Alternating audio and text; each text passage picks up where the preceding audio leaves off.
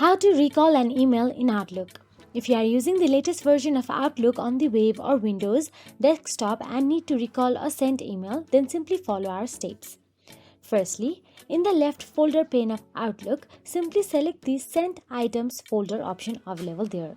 Then, double click on the email you wish to recall. This will open the email in a separate window. In the ribbon at the top of the email window, click the Recall Message button available there.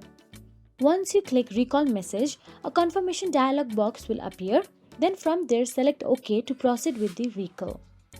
After initiating the recall, you will receive a message recall report in your inbox. It may take a few seconds. Then you can open this report and click the link provided to view the status of your recall, whether it has succeeded, is pending, or has failed.